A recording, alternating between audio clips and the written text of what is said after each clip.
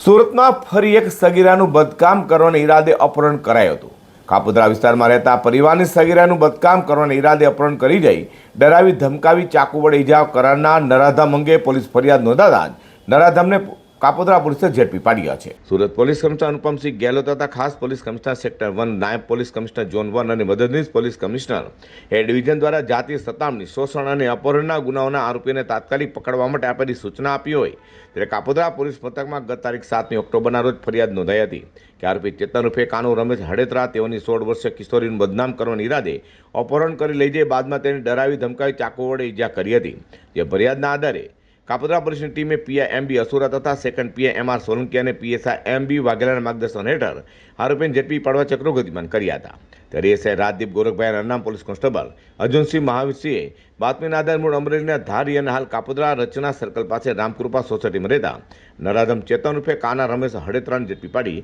રળિયા પાછળ ધકેલી દઈ કાયદેસરની કાર્યવાહી હાથ ધરી છે।